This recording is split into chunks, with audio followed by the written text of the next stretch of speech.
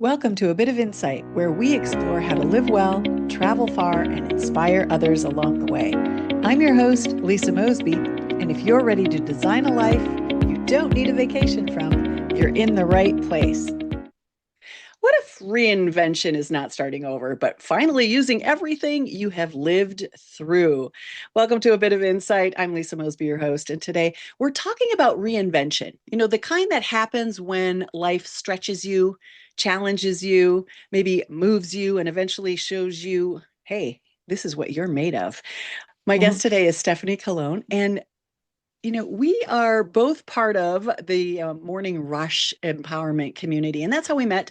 But we also share a connection to Las Vegas. I lived there for 15 years, and Stephanie recently caught my attention when she attended EDC in Las Vegas with her husband and daughter. So that's a fun fact. But what we're really intrigued about today, or what really intrigued me, is the bigger story, how Stephanie has taken 25 years of banking. I'm going to start this whole thing over. Okay. I'm going to go back from And when I screwed up your name. I was like, I didn't confirm how I say your name. All right, well, here we you are go. fine. But if you want a picture too of EDC to pop up in your video, you're Oh, welcome. I can send you one of like all of us together, like at EDC. I don't know, because like when I do video, I can pop it up in my do overlay and pop it up. So I'm I not don't sure if know you what can my see it. VA can do. So I'll have, yeah, I'm not sure if she knows how to do that or not, but Yeah. we'll maybe. So I'm going to just start from my guest. Mila, this is for you. We're starting over from here and we're not going to have any more edits, I promise. Here we go. My guest, Stephanie Cologne, and I are both part of the Morning Rush empowerment community, and we also share a connection to Las Vegas. I lived there for 15 years, and Stephanie recently caught my attention when she attended EDC in Las Vegas with her husband and daughter. That's a fun fact, but what really intrigued me is the bigger story, how Stephanie has taken 25 years in banking, 29 years as a military wife, along with her personal challenges, leadership lessons, plus bold life experiences, and turn them into wisdom that she now uses to help grow others. Stephanie, welcome. Thanks for joining me on A Bit of Insight today. Thank you, Lisa. I'm honored to be here. Of course I have to start with Las Vegas. I must start with Las Vegas. You went to EDC. I know Mhm. you went with your daughter if she had invited you. What surprised you most about that experience?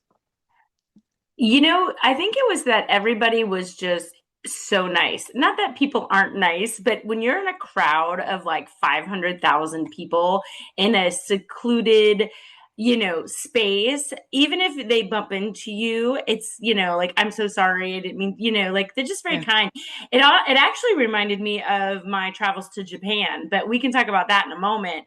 Very similar mindset and behaviors were exhibited in both places. So, because it can get really crowded in while you're traveling on their public transit. So anyway, but it was really great. Everybody was really nice. I was dreading it, and I thought that I was going to have an awful time because I wasn't sure also of the exact music, the way it was going to Oh, yeah. sound, and it was better than I expected. I really had a great time. Yeah. So, we It's lasted 3 grown days. so much. Yeah, I lived there in 99, from 99 to 2013, and it was still small. It's unbelievable when I was watching your Facebook posts and your social media posts, folks. You got to check it out if you're into that at all. It was amazing what it has grown into. One of the things I love about your story is your bold moves. How does saying yes to these unexpected experiences keep you curious and alive? I think I'm just not afraid to do anything. I mean, I really am Oh, not. I don't get scared to try something new because why not? If you don't try it, you're taking a bigger risk of not ever knowing that you could have done it or survived it or whatever. Sometimes my risks are climbing down lava tubes. I don't know, and on a very thin rope and a very thin levee system. So, I mean, and that has happened in foreign countries actually. So, I just believe in just trying stuff. Like I don't know. I'm not afraid. I know. I'm not afraid. I don't see myself as afraid. People say, "Oh, you're so fearless. You travel alone, blah, blah, blah." But I don't have what you got, girl. And that's why I was so intrigued by so many of the stories you shared with me through the Morning Rush experience. By the way, that's open to anybody who wants to attend. It's for busy executives who just need some support. So we'll plug the morning rush real quick. Yeah. Let me ask you, what do you think people miss when they stop trying new things? Oh, just excitement, heart racing, thrill, experience, making memories. For me, my husband and I live by this motto: you can always make more money, but you can't always make more memories. I And totally say that all the time. I did not know that about you. Oh my. yes, I actually have a whole plaque in our house that says that right on our travel wall. We have a whole wall of all kinds of different places we've been, and we have pins and a map and all that kind of stuff, colored pins for every family member, so we can all see where we've all been, with each other or without each other or whatever, because we have a big family. So I mean, we just live by that. Like, we'll Yeah, figure it out. We'll make more money. Like, let's go do the thing. And I don't know. I'm not afraid to try something new ever. yeah, yeah. I mean, I'm not going to eat a cockroach or some crap like that, but I mean, because that's gross. I do have some standards, but I'm not afraid to do other. Apparently I don't. Oh, you eat Crickets, cockroach? cockroaches, yeah, weird Oh, things. Yeah, when you go to foreign countries, what was it? Was it guinea pig? I think it was guinea pigs. Yeah, I went to this guinea pig farm and I had seen a shaman, and the shaman said, you need to eat guinea pig because some medical stuff, and they picked up on it. I never said a word because I didn't even speak what they spoke. I had a translator. So they said, you need to eat wow. guinea pig. So I went to a guinea pig farm and they're all running around, and then they have them hanging where they had cooked them. And it was the freakiest thing. That one just threw me for a loop because you see them living and you see them, now being served as dinner. That one was a tough one for me, but anyway, on to I've the experienced next. that one, and I don't think my Yeah. husband has either. And he's had some really wild things as well, but not Yeah. guinea pig. Thank you for sharing Yeah. that. Oh, my pleasure. Yeah. Would Fun you fact say about that, you. yeah, would you say that your willingness to change has changed, or willingness to say yes has changed over the years? Um, Were you always I, fearless? yeah, I mean, I think I'm more fearless now than I was when I was younger. For sure. Me too. If that makes sense. I feel like I'm like, okay, well, I'm 49, so I want to do these things, and why be afraid about it? Like, it's going to be okay. Yeah. So I don't know. I'm just, I think it's changed in a positive way where I'm not afraid to do things. Like, I'm just like, yes, Many people screw it, let's do it. Yeah, many people are more fearless when they're younger. In your 20s and 30s, you think you're Sure. invincible. But I'm Hmm. meeting more and more women, who are in their 40s, 50s, and beyond they've stepped into this wisdom, this fearlessness, this edginess that I don't remember from other women mentors growing up. I saw it happen the opposite, where they were more fearless when they were younger and more cautious when they got older. But there's a group of us out here that are doing it in reverse. Another question that I kind of wonder with you, I mean, I've had that thought, never said it out loud, but you've been a military wife for 29 years. You've traveled extensively. What Yeah. did military life teach you about adapting, starting over, and constantly reinventing yourself with new friends? Yeah. So, well, to be honest, as a military wife, I haven't had to move in any of that. Now, I've Oh, traveled a lot because my husband had to go and do things. He has yeah, gone and been on deployments for long periods of time. And certain deployments I'm clearly not able to go on, but others I have been. But we've yeah. always had like our home base here. So, I could tell you what some of the struggles are when Mhm. living in a community like Lakeland. So, Tampa McDill is where base is. Okay, they have their community there, everybody is within that community, understanding, going through the struggles. Living in an outside community where Lakeland is fantastic and willing to support our military beyond anyone's expectation, we have a huge support, and I'm involved with those organizations here, like the veterans councils and all that kind of stuff. Yeah. So I'm very familiar with all of that. However, and I only recently got involved with them. I wasn't when I was younger because I was growing my career and everything and didn't really have time for it. But in those younger years, when he was deployed like often, like every few years, it was rather challenging being a military spouse here. People do not understand in this community what I was going through. They don't be, not that they're not supportive. So I just want to make Yeah. sure that's clear. We have a great community, but they did not understand what it really feels like to take care of 4 kids, to have a full career, to try to be active and social yourself, to take care of their sports, the kids' sports activities, that kind of thing. So I was doing a lot on my own. And I did well, and I'm also a little stubborn and didn't ask for help at the time. I'm still kind of like that, but I'm getting better at asking for help. Because of course we're women and we can do it all, right? Like we're just like societally conditioned to handle it all and suck it up and push through, right? Well, so for me, because I had different connections or a lot of connections, I did get certain support, right? But I like to work with women in our community who don't have those connections and help be that support to them. So I know I kind of went off on a tangent a little bit on that side, but I just think that when you don't live on base, you are not going to experience a true military life. This is a totally different experience. Yeah, I'm not ingrained in the military base life. I'm on the outskirts of it. So, and it is a totally different lifestyle. I'm a civilian, I'm doing my thing, I'm moving my life forward, career, kids, all of that stuff. And with support from people. There have been times when people would say, "Oh, but you're used to deployments." And I get so mad. I mean, honestly, I don't act mad. I'm just like, sure. But the truth is, it like, I only get mad or upset about it is because I know I'm never ever used to a deployment. I don't want to live alone. I don't want to be by myself, especially now my kids are grown and moved out. So I am alone. I have a dog. It's me and the dog. And when he's not here, and it's like the hardest damn thing in the world. And any military spouse will tell you that. We handle everything. And my husband will tell you too, because he has said it numerous times, that I'm his hero because I manage our house, the lawn, the pool, the cars, this, that, all the things.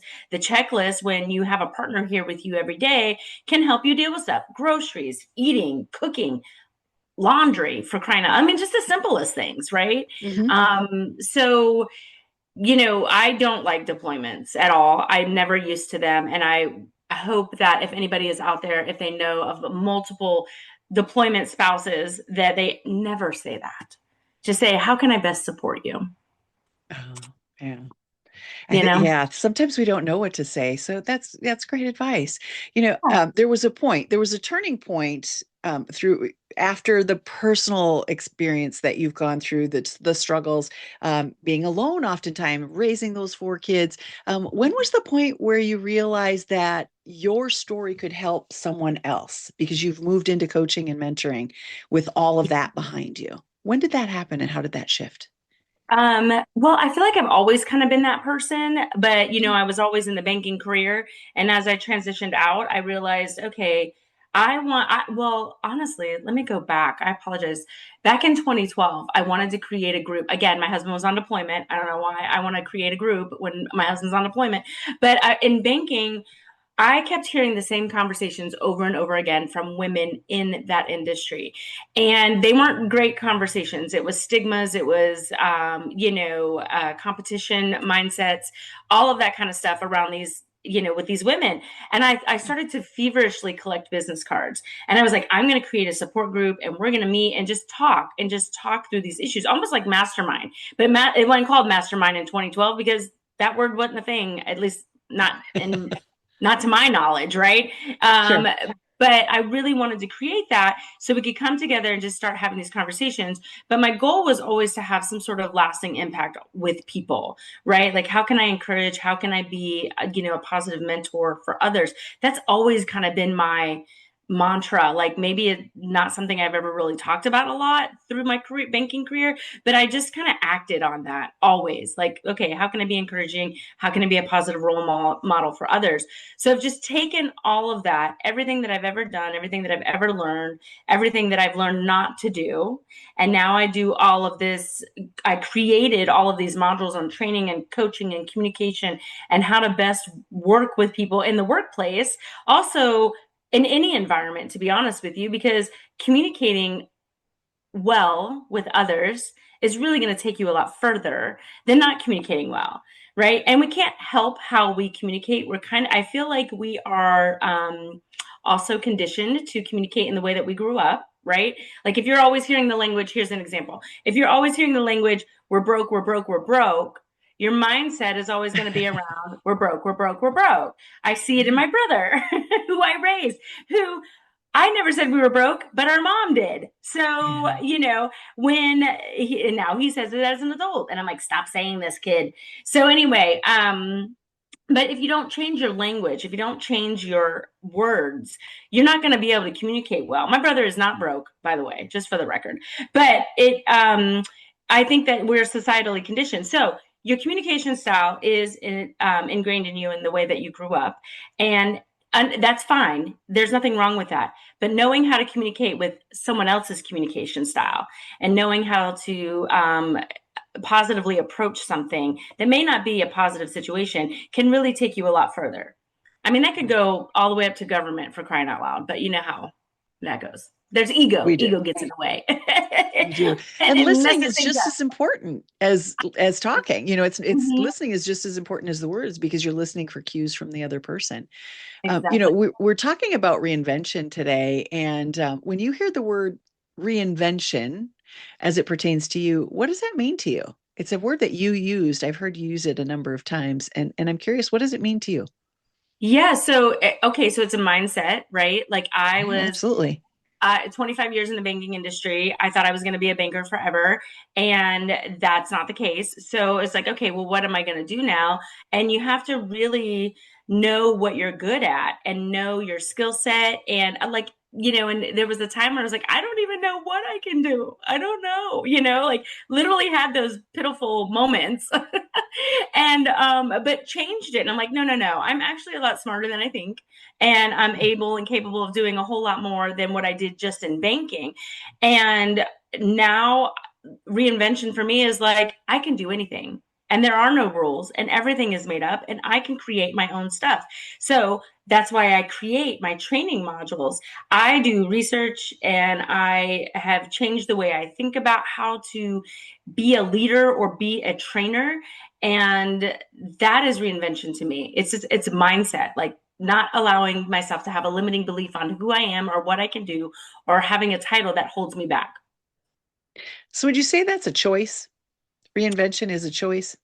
Sure. Yeah. Yeah. I think about people who retire, right? So let's just say I retired from banking, if you will. People who retire sometimes, or like, I don't know if it's a myth or true or what, but they say like some people go home and they go home to retire. But when they go home, they don't do anything. And then they get on the couch and then they slowly die. So how do you reinvent yourself for that mindset, right? Like get involved and active in the things that you want to do and reinvent yourself and say, okay, yeah, I did that for 40 whatever years, whatever that career was, and now I get to do all these other things. And that's how they find that purpose again. So reinvention is also about purpose, right? And being fulfilled in your lifestyle and what you want to do for others, but it's always about giving your gift away too. There's Mhm. that is also part of the purpose, is giving your gift away. What So would you say a bold move is for somebody who wants that right now, who wants that reinvention? What would a bold move be for them? just do it. Like do the Just do thing. it. Just do the thing. Like don't be Yeah. okay, so okay, I know that's so easily said because when I started doing women's conferences, I was afraid. Okay. I was afraid because here I was, this banker, this person in this community, this pillar, and then I'm now in this industry of what is she doing? Women's conferences, because that's kind of how everything started with me with my training modules. Mhm. And so I was afraid of what people would think. So I think that's part of the mindset, is stop worrying about what everybody else is going to say or think or about what you're doing. Your life is to live your life, not for other people. So you have to remember that and keep that at the forefront when you feel that fear of putting it out there, because everybody has that fear, and that's your vulnerability. Sorry. So most Yeah. people, they don't want to be vulnerable because our ego likes to keep us safe, and our limiting beliefs about us will keep us small. So don't do that. Don't allow your limiting beliefs to keep you small, and don't worry about your ego, because your ego doesn't know what's happened. It doesn't know what's going to happen. It's just trying to keep you Mhm. in that safe space all the time. And you can't allow that to happen. So just go do it. It's okay. And if you fail, that's okay too. Who cares? You can just figure it Yeah. out. Yeah. It's great to My fail, dad, actually. it So, is. It is. mhm. My dad always said, I never regretted the trips I took, only the ones I didn't. That was another one along with those. We can always make more money, but you only get so many memories before you're gone. Yes. Let's talk in practical first steps. I know as a travel advisor and as somebody who does companion traveling, taking people on a trip, I say book the trip. Like, let's create the itinerary, see what that looks like. How does that feel? Is that something you think you want to do? And like, if you don't want to go alone, who can go with you? There's people like me who do companion travel with other folks, or there's a group Yeah. of women that might want to go. Like those first steps in your world. You work with a lot of business women. What are those first steps? What's a first step? Maybe somebody who wants to shift careers, get out of corporate America, be your own boss, or somebody who is their own boss and their business is struggling. Give me some practical first steps that these ladies can take. I would say, okay, aside from just do the thing, make sure you know what you want to do, because you can flounder for a little bit and not figuring it out.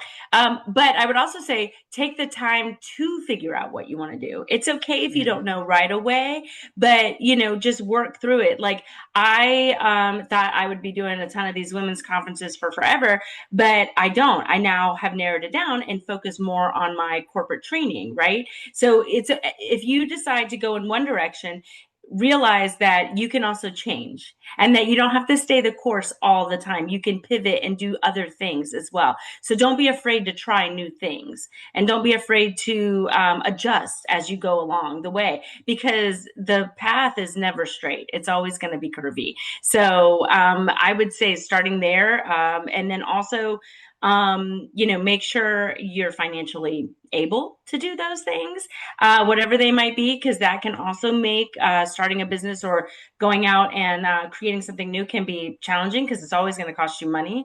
So having some financial stability would obviously be another pointer. And be confident in who you are. You are when we don't feel like we're confident, or that we can do something, we will hold back. And that's not what we're meant to do. So we were meant to give everything we have to everything that we're doing and to others. And I would say don't be afraid, because if you hold back, you're stealing something from somebody else. Mm. So yeah, that's really how I feel about that. I think I've always wanted to kind of be this corporate trainer. I remember seeing people in my industry who were working at the banks being the trainer and teaching us all this stuff. And I used to be like, oh, I could totally do that. I mean, years ago, I remember having those Yeah. thoughts. Like, I could totally Yeah. do that. I'm a public speaker, and I remember seeing people on stage and being like, I could totally do that. So I get on stage and I talk to people. And, so I just don't limit yourself. Yeah, Yeah. that's another, just don't limit yourself. It's good And if you're advice for me too, feeling because stuck, yeah. yeah. If someone's feeling stuck, there are people like you out there that can help them get unstuck. There are people that will walk through what those blocks are, those challenges are. We can invite folks in to help us. We have to not get stubborn, like you mentioned earlier, and ask for help, because there are so many people who have been there before us. Yeah. Here's where I want to wrap up. What's your next bold move? What's in the future for you? What's your next bold move? Well, gosh, I don't know. I just take it day by day. But my goal will be to be, and I'm gonna say it here. I don't know where all this stuff gets published, but I've said it to people. It's like I want to be like Mel Robbins on stages like that. Ooh. Yeah. Yeah. And I'm not afraid to be. So, and Yeah. I know her Yeah. path and I'm trying to follow it, because why reinvent it? So, Yeah. So yeah. have you texted her, messaged her, reached out to her team, anything of that nature yet? Like that might be a bold move. How are you going to step Yeah. into that? Oh, totally have. I actually have their emails. I saved them. Sorry, I'm off. Yeah. They've emailed me back. Yeah. Wow. With their words. And it's not because you always get the auto reply. Yeah. The team actually emailed me back twice. I invited her to Wow. I emailed them and invited her or any of her team members to our women's conference. They said they couldn't come. Okay, no problem. And they emailed me back and said whatever. And then I said, I wanted to say thank you for your encouragement from the last email. Here's the pictures of the whole crew that was there at the event, and thank you and blah blah blah. So they wrote me back, nice little Oh email. So I my keep it. gosh. Yep. Yeah, I'm not You scared. do make the bold moves, girl. I didn't know you did that. That's Oh yeah. amazing.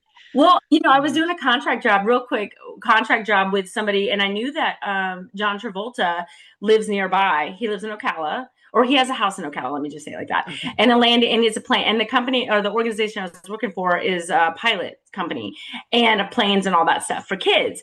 And so I was like, let me just reach out to them. Maybe they'll respond. They never did, but the answer is always no unless you try, or unless you ask. So it's always going to be like a no unless you. That's why I say just do the thing. Yeah, just do it. Steve Jobs used to do that. He called I think it was the CEO of IBM and said, do you have, I know everything about you. And I think he said he was like 12 or 14 years old. I watched a video he had done about this. It's on YouTube. You guys can look it up if you want to. And he called and asked for extra parts because he was amazed at what they were doing. And he wanted to build something for computers. And the guy was so surprised that he called that he ended up giving him parts and then also giving him an internship. And it was kind of the launching of him getting into the tech field. And the world would not be the same without Steve Jobs doing what he did for both Apple and Pixar. So you're right. I'm learning something new today. You're never too old to learn a new trick. I need to be more bold when it comes to asking other leaders, people who have done better than me, how, for advice. It's never too late. Yeah, and I think that they're flattered that someone would reach out. So think about like society as a whole. We would probably say, "Oh, they're too busy for us. They're never going to respond, so I'm not even going to try." Well, wrong. They responded. So, you just gotta try. Like, just because somebody like John never replied, his team didn't even reply. So what? I went to Mel Robbins because I love her stuff. And I'm like, okay. And I love her story. I love her like pitfall all the way to stardom and fame and the message that she delivers. And it sounds really familiar to me. So I just wanted to reach out to him. Like, we're in alignment. So why not? Yeah. Answer's always no unless you try. Answer's always no unless you try. Stephanie, thank you so much. We're going to leave it there for today. Folks, Stephanie's story reminds us that reinvention is not always about becoming someone completely new. Sometimes it's about finally honoring everything you have already survived, already learned, and already built. Just take the next bold step. From banking to bold moves, from military life to business strategy, from Las Vegas experiences to the morning rush community. Stephanie reminds us that our lives are not wasted when we turn our lessons into wisdom. And that resonates with what we believe here at A Bit of Insight. So thank you so much for joining us today. Until next time, live well, travel far, inspire people along the way, and keep making bold moves. We'll see you next time on my Bit of Insight. Thanks for joining me on A Bit of Insight. To get more involved with our wellness community, grab a copy of my book, Live Well, Travel Far, or to explore our travel offerings, visit the website at insightcenterforwellness.com. And if today's episode gave you something to think about, leave a review, and please share it with a friend. This is Lisa Mosbey reminding you to live well, travel far, and always follow your insight.